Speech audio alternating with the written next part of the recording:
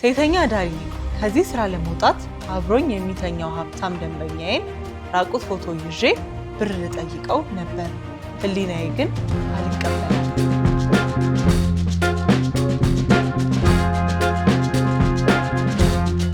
ሰላም ተንላችኋል። ሰዓቱ ምንድን ነው? ኦብቪየስሊ የገመና ሰዓት ነው። የገመና ቤተሰቦቻችን እንዴት ናችሁልን? ታሪኮቻችን እንግዲህ ጉድ የሚያስብሉ እየሆኑ ነው። ምንሰማቸው ነገሮች ከአእምሮ በላይ ናቸው። ሰዎች ይሄ ነገር ሲያጋጥማቸው ምን ማድረግ እንዳለባቸው ከታሪኮቻችን ቀደም ብለን ችግሩ ሳይደርስብን መረዳት እንችላለን። እና ታሪኮቻችንን ከወደዳችኋቸው ቪዲዮቻችንን ላይክ አድርጉ፣ ቻናላችንን ሰብስክራይብ አድርጉ። ከዛ ደግሞ ይሄንን ታሪክ ከሰማችሁ በኋላ ለጓደኞቻችሁ ሼር አድርጉላቸው። እናንተ ተምራችሁ ሀሳብ ሰጥታችሁ ጓደኞቻችሁስ ለምን ይቅርባቸው? እኔ ቢታንያ መስፍን ነኝ። የዛሬ ባለ ታሪካችን ምን እንደምትለን ሰላም ትባላለች። ታሪኳን እንስማ እስኪ። ሴተኛ አዳሪ ነኝ። ከዚህ ስራ ለመውጣት አብሮኝ የሚተኛው ሀብታም ደንበኛዬን ራቁት ፎቶ ይዤ ብር ልጠይቀው ነበር። ህሊናዬ ግን አልቀበላለኝ። ስሜ ሰላም ይባላል። ህይወት አስገድዳኝ ሴተኛ አዳሪ ከሚለው ስም ጋር ከተጣበቅኩ ድፍን 5 ዓመታት ተቆጥረዋል። ወላጆቼን ያጣኋቸው ገና ከ8ኛ ክፍል ተማሪ ያለው ነበር። ወዲያው ከታናሽ እህቴ ጋር ሆነን አክስታችን ቤት መኖር ጀመረን። አክስታችን መልካም ሰው የነበረች ቢሆንም ባለቤቷና ልጆቿ ግን ፈጽሞ አይወዱንም ነበር። የሁል ጊዜ የጠባቸው መነሻ እኔና እህቴ ነን። ቤት ውስጥ ያለውን ስራ አንድም ሳይቀር እንደ ባሪያ እየሰራን እንኳን አንድም ቀን የአክስቴ ባልና ልጆቿ አመስግነውን አያውቁም ነበር። አክስታችን ቀኑ ሙሉ ለብቻችን ስንፈጋ ልጆቿን እየተቆጣች እንዲያግዙን ስትነግራቸው ባሏ እየተበሳጨ ይሰድባትና አልፎ አልፎም እጁን ያነሳባት ነበር። በዚህ ሁኔታ እንደምንም ለ4 ዓመታት ከኖርም በኋላ ግን የአክስቴ ባል ሌላ አመል አመጣ። ታናሽ እህቴን በገባ በወጣ ቁጥር እየጎነታተለ የማይሆን ነገር ሲላትና ሲነካካት ከአንድም 2-3 ተገጣጠምን። ማለት ጭራሽ ያክስታቸው ባል መሆኑ ደግሞ ያበሳጫል። ያሉበትን ሁኔታ እያወቀ ጭራሽ ታናሽየዋን እንደዚህ ለማድረግ ሲሞክር ያናድዳል። ለአክስታችን ብንናገርም በመሃላቸው ጠብ ከመጫር የዘለለ የሚፈጠር ነገር አይኖርም። ለእኔም ለእህቴም ደህንነት በመስጋት 12ኛ ክፍልን ጨርሼ ኢንትራንስ ከተፈተንኩ በኋላ ደህና ሁኑ እንኳን ሳልል እህቴን አስከትዬ ወደ አዲስ አበባ መጣሁ። ታላቅ ላይ ነው ሁሉም ሪስፖንሲቢሊቲ የሚያርፈው መሰለኝ እና እየሰራችም እንዴት አድርጋ እህቷን ማኖር ትችላለች። አዲስ አበባ ስመጣ በቤት ሰራተኝነትን ቢሆን ተቀጥረን እየሰራን እንኖራለን ብዬ ነበር። ለቤት ሰራተኝነት ያመለከትንባቸው ከአንድም 2 ቦታዎች ግን ተያዥ ተጠይቀን ማቅረብ ስላልቻለን ለመቀጠር ከበደን። ከአክስታችን ባልሰርቀን ይዘን የመጣነው ገንዘብ ማለቅ ሲጀምር ጎዳና ለመውጣትም ተገደድን። ነገር ግን ከዚያ ክፉ የአክስቴ ባል ላድናት ብዬ ያመጣኋትን እህቴን ጎዳና ላይ ሳወጣት ከሱ ለባሱ አውሬዎች አሳልፌ እንደመስጠት ነበርና የነበረኝን የመጨረሻ አማራጭ ለመጠቀም ወደ አንድ መጠጥ ቤት ሄጄ ባለቤቱን በአሻሻጭነት እንዲቀጥረኝ ለመንኩት። እንደ ቀልድ በጀመርኩት ሴተኛ አዳሪነት ራሴንና እህቴን ማስተዳደር ጀመርኩ። ይኸው ድፍን 5 ዓመታትም ተቆጠሩ። ብዙ ጊዜ እንደዚህ አይነት ህይወትን የሚኖሩ ሴቶች ወደው አይደለም። ማንም እንደዛ ቆሻሻ ሆኖ መኖርን አይፈልግም። አይምሯቸው ተቀብሎ እንዲኖሩ ያደረጋቸው የጀመሩበት ሁኔታ ነው። ለምሳሌ እቺ ልጅ እህቷን ለማኖር ነው። ብቸኛ ብንሆን ሰው ልጅ ለራሱ አያንስም። ብቻዋን ብትሆን ጎዳና ላይ እንዴትም ተጣጥራ ልትኖር ትችላለች። እሷ ግን ታናሽ እህቷም ስለሆነች የእሷ ኃላፊነትም ስለሆነች ማኖር ግዴታ ስለሆነባት ነው እንደዚህ አይነት ነገር ውስጥ የገባችው። የማልወዳቸው ትዳር ያላቸው ክብር የማያውቁና ሰካራም አንዳንዴም በሽተኛ ወንዶች እቅፍ ውስጥ መውደቅ ነፍሴን ለገንዘብ መሸጥና በጠዋት ራሴን እየጠላው መነሳት የዕለት ተዕለት ተግባሬ ነው። መቼስ ኑሮ ካሉት መቃብርስ ሲሞቅ የለ። የየቀኑ ከዚህ ህይወት መቼ ይወጣ ይሆን ብዬ ራሴን ጠይቃለሁ። ይህን ህይወት የሚያስተወኝ ምንም ነገር ባገኝ ሳላመነታ እንደምወስን አስባለሁ። ወደ መጠጥ ቤታችን አዘውትረው ከሚመላለሱ ደንበኞች ውስጥ ከአንድም 2 የትዳር ጥያቄ አቅርበውልኝ ነበር። አንዳቸውን ባገባ መሬት አይንካኝ ብዬ ተንደላቅቄ እንደምኖር አውቀዋለሁ።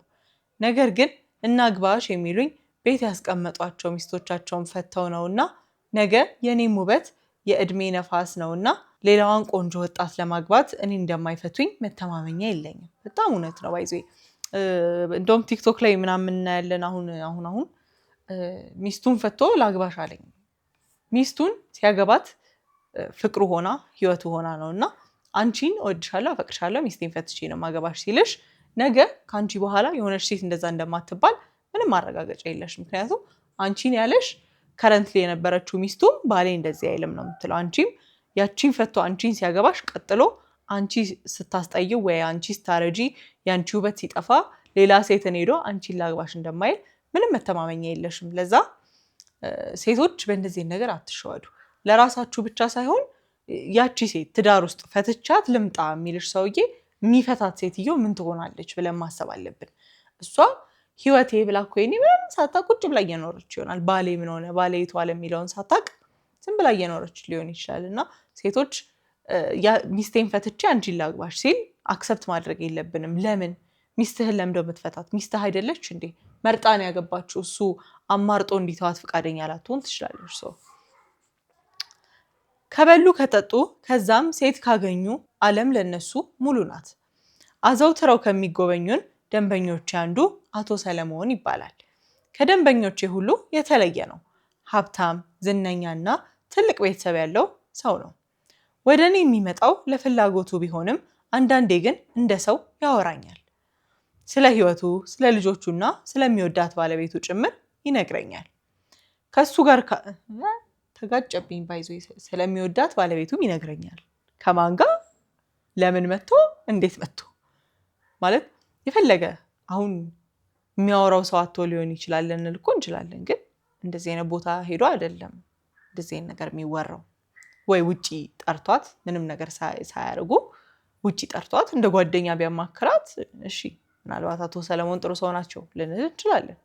አሁን ግን ኖ ቺት ካረጉ በኋላ ስለ ቤተሰቡም ስለምኑም ስለሚወዳት ሚስቱም ቢያወራ አቶ ሰለሞን ኢዝ ኖት አክሰፕተብል። አቶ ሰለሞን ማለት ለኔ ትልቅ የገቢ ምንጭ ነው። የሚሰጠኝ ገንዘብ ለወር አስቤዛና ለቤት ኪራይ ጭምር ቢበቃኝም ከዚህ ህይወት ሊያወጣኝ ግን አልቻለም። ይልቁንም በሱ ላይ ጥገኛ እየሆንኩኝ መጣሁ።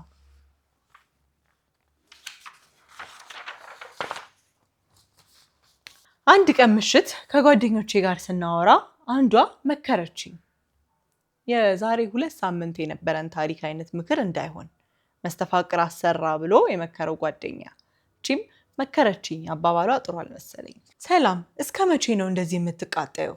አንድ ጊዜ ትልቅ ብር አግኝተሽ ለምን የራስሽን ስራ አትጀምሪም?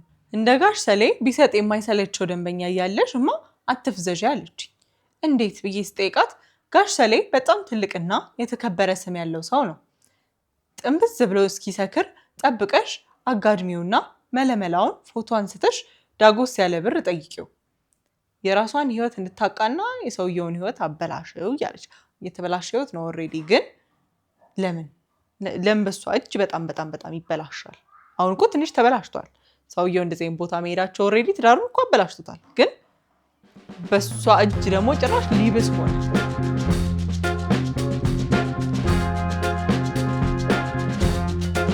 መጀመሪያ ላይ ደነገጥኩ።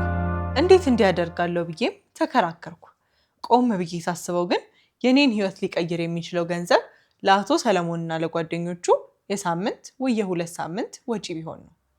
ነገር ግን ከአቶ ሰለሞን ጥሩነት አንጻር ይህንን በሱ ላይ ለመፈጸም መወሰን ቀላል አይደለም። እንደ ሌሎቹ በንቀት ሳይሆን አክብሮ የሚይዘኝ ደንበኛዬን እንደዚህ የማደርግበት ሞራል አጣው። ጭራሽ ደንበኛ ናቸው አቶ ሰለሞን። ለዛ ጥፋት እኮ አጥፍተዋል።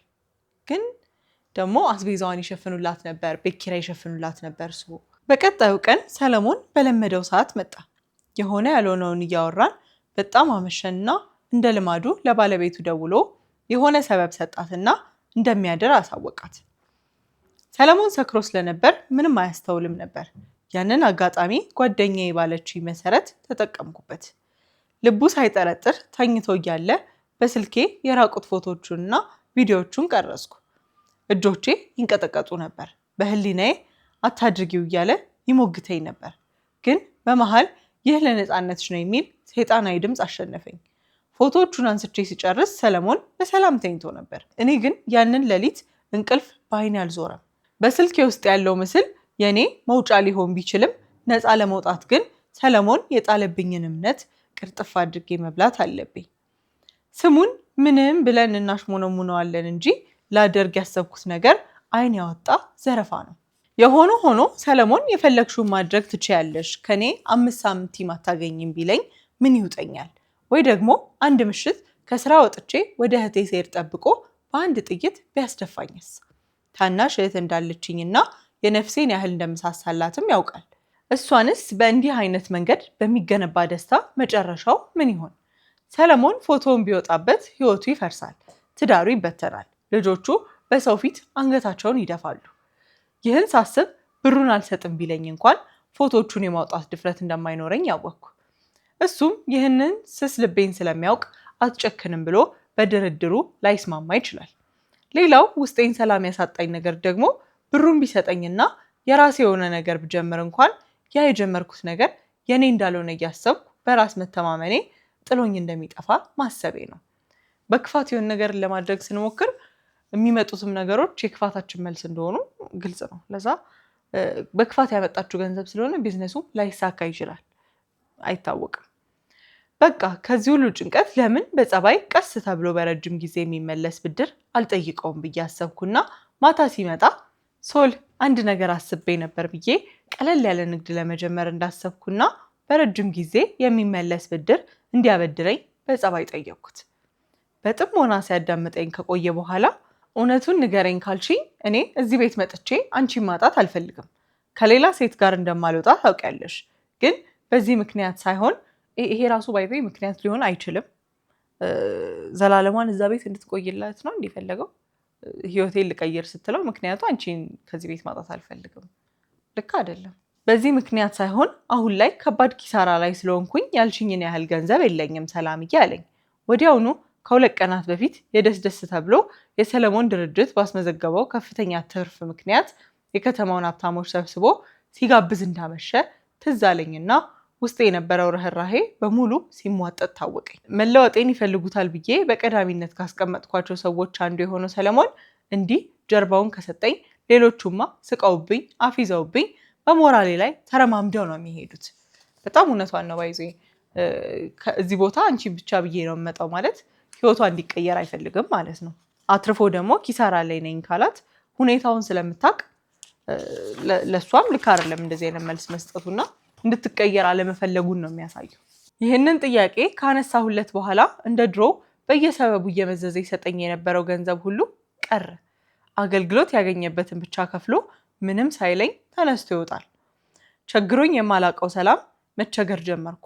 የቤት ኪራይ ቀን በማሳለፌ አከራይ መታ አስጠነቀቀች። ሰላም ከየት ያመጣሽው ጸባይ ነው? እኔስ የምተዳደረው በእናንተ በተከራዮች አይደል እንዴ? እናንተ አስባችሁ ካልሰጣችሁኝ ሌላ ከየት አመጣለሁ አለችኝ።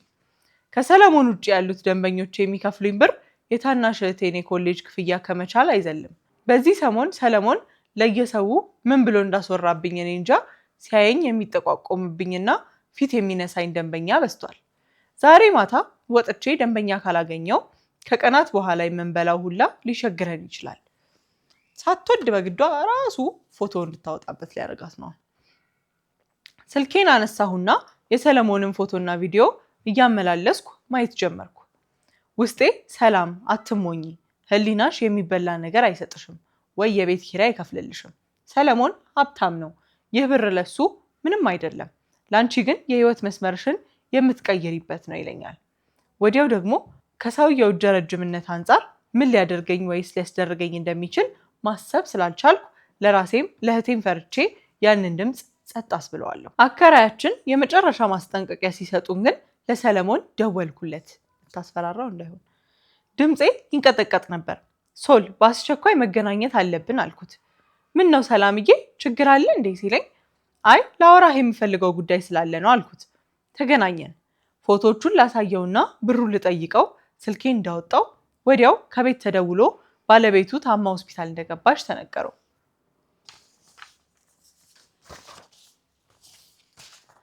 ሌላ ቀን እንገናኛለን እሺ ብሎኝ እየከነፈ ወጥቶ ሄደ። ወደ ማረፊያ ክፍላችን ስመለስ ጓደኞቼ ሰብሰብ ብለው ነበር የጠበቁኝ። አደረግሽው እንዲህ አሉኝ። አልቻልኩም ስላቸው ሳቁብኝ። አንቺ ሞኝ፣ እሱ እኮ ነገ ሌላ ሴት ጋር ይሄዳል፣ አንቺ ግን እዚህ ትበሰብሻለሽ፣ ቶሎ ብለሽ ላኪለት አሉኝ። ሚስቱ ታማ ሆስፒታል ገብታለች። በዚህ ውጥረት መሃል እንዴት ልጨክን ስላቸው ሚስቱን እኮ በቁሟ ከገደላት ቆየ፣ የትም ለማታውቂያት አንዲት አሮጊት ትጨነቂያለሽ እንዴ? ላቡን በብር የሚጠርግ ዲታ አቅፈሽ እያደርሽ የቤት ኪራይ ከተቸገረሽ ብትባይ ማን ያምንሻል አሉኝ። የእነሱ ንግግር ይበልጥ ግራ አጋባኝ። እኔ እኮ እንደነሱ ጨካኝ መሆን አልቻልኩም። በውስጤ አለቀስኩኝ። ቢጨንቀኝ ከጓደኞቼ ተበድሬ የቤት ኪራይን ከፈልኩና ለተወሰኑ ቀናት የሚሆን አስቤዛ ገዛዛሁኝ። በሱም ለመፍረድ ከባድ ነው። የፈለገ ክፋት ቢያደርግ ሚስቱም ታማለች፣ እሱም ደግ ነበር፣ መጨረሻ ላይ የተቀየረባት እንጂ። የእሷም ህይወት ደግሞ በጣም የሚያሳዝን ነው። ለመለወጥ እንደዚህ አይነት ሁኔታ ላይ ያለ ሰው ለመለወጥ ግደልም ቢባል ሊገል ይችላል ሰው። አንድ ቀን ስራ አምሽቼ ቤት ገባሁና የተመሳቃቀሉ አንዳንድ እቃዎችን ሳዘገጃጅ የትራስ ጨርቅ ስር በላስቲክ ታስሮ የተቀመጠ ብዙ ገንዘብ አገኘው። ግራ ተጋብቼ እህቴን ሳፋጥጣት ምንም መካድ አልቻለችም። ትምህርቷን ማቋረጧንና በየወሩ ለትምህርት ቤት ክፍያ እያልኩ የምሰጣትን ገንዘብ አንድም ሳታጎድል ማጠራቀም ከጀመረች 3 ወር እንዳለፋት ነገረችኝ። የለፋችለት ነገር ኦልሬዲ ገደል ገብቶ ነው የጠበቃት። ሰማይ ምድሩ ዞረብኝ። ለምን እንደዚህ እንደምታደርግ ስጠይቃት ገንዘቡን አጠራቅሜ በርከት ሲል የራስሽን የሆነ ነገር እንድትጀምሪበት አውጥቼ ልሰጥሽ ነበር ብላ እያለቀሰች ነገረችኝ። በህይወቴ ትልቁን ኪሳራ እንደከሰርኩ ተሰማኝ።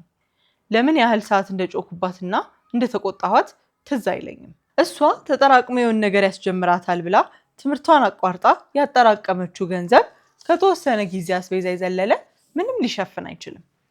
የኔ ህይወት መበላሸት ሳያንስ እህቴ ከኩዮቿ 1 ዓመት ልትዘገይ እንደሆነ ማሰቡ የእግር እሳት ሆነብኝ። በጣም ለፍታላት ነበረ።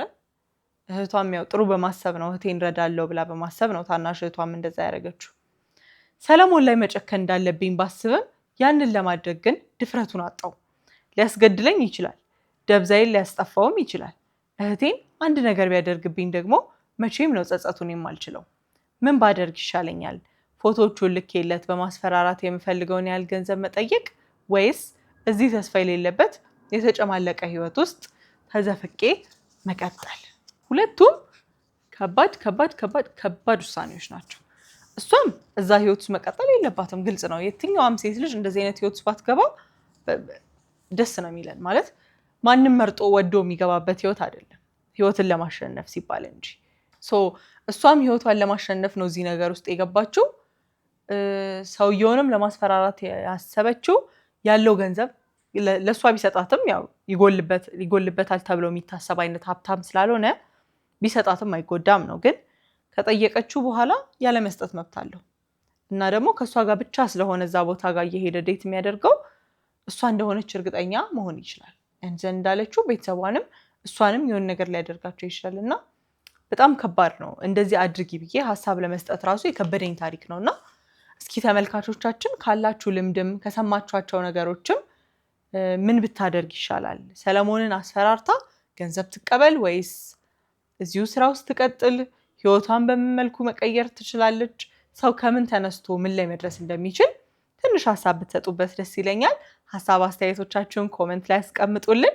ታሪካችሁን ለማጋራት እኔ ያሳለፍኩት ታሪክ ለእነዚህ ሰዎች ቢደርስ ያስተምራል ብላችሁ የምታስቧቸው ታሪኮች ካሏችሁ ለኛ ከስር በምናስቀምጠው የቴሌግራም ሊንክ ላኩልን። ማንነታችሁ ተደብቆ ታሪካችሁ የእናንተ እንደሆነ ስሙ ሳይወጣ ፕራይቬሲያችሁ እንደተጠበቀ ለተመልካቾቻችን አስተማሪ አድርገን የምናቀርብ ይሆናል። እናንተ ጋር የደረሰው ሌላም ሰው ቤት ሊደርስ ይችላልና ከመድረሱ በፊት ስህተት እንደሆነ ሰዎች እንዲያውቁ እናድርግ። አብራችሁን ስለቆያችሁ ከልብ እናመሰግናለን። እኔ ቢታንያ መስፍን ነበርኩኝ። የዚህ ሳምንት ገመና ይሄን ይመስል ነበር።